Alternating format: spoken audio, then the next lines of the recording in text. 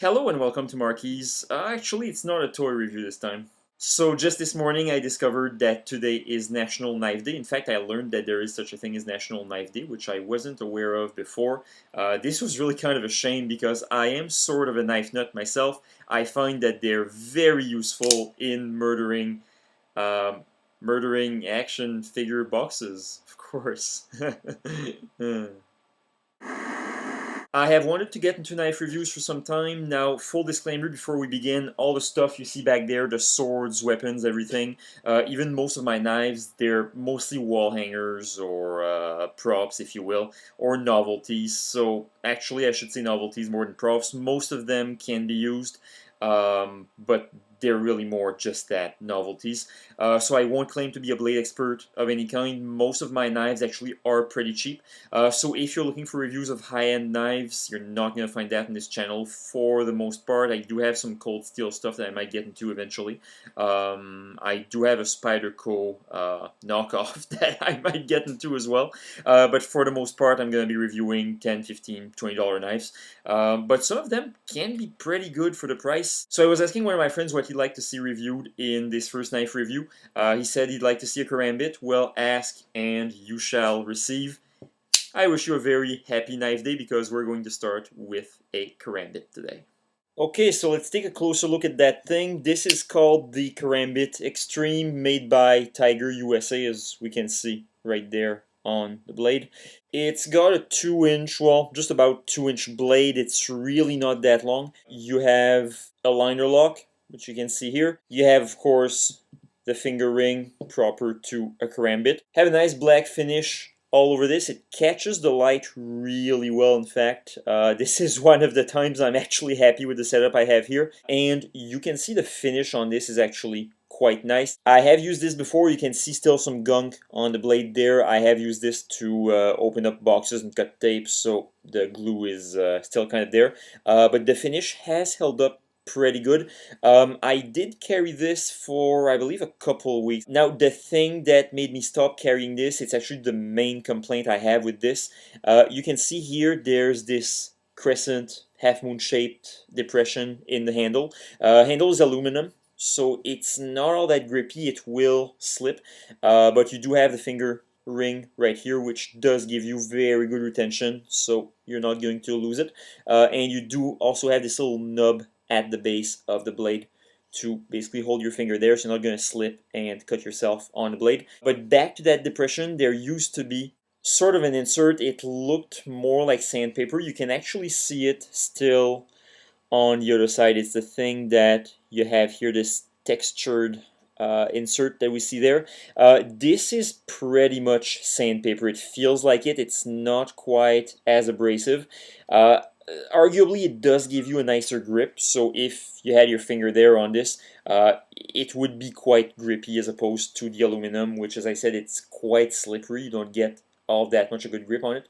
But what's really annoying is you see the pocket clip right there, so you can actually fold this, put this in your pocket. It can't be switched around, so you see the screws there. You can't put them on the other side, so it's for tip-up carry only. And the main problem with this actually is that, of course, this sandpaper type texture will catch onto your pocket. It will be kind of wedged in between the clip. The clip is really tight too, which normally I would like. I like my knives to be secure in my pocket, but this really will abrade your pocket something bad. That's why I only carried it for 2 weeks. Basically, every time you take it out, it goes against your pocket, create some friction. After a time, you basically see your pant pocket coming apart just because of that thing, which is really a shame. This is a good knife, all in all. To open, you have two choices. You can either use this kind of hole in the blade that they have there. Doesn't work very nicely. I'll show you why. As you push it open, the spring assist, there is a spring in there to basically push the blade open once you've started to open it. It doesn't push it the rest of the way if your finger's on there, so you kind of have to just wedge it out and let it go if you want it to open properly. If you try to do like you do with some other models, just basically rotate your finger around. If you do it slowly, it'll work, but if you're too hasty in deploying it, See how your finger there just catches the blade. If you go too quickly, you might just end up slicing yourself.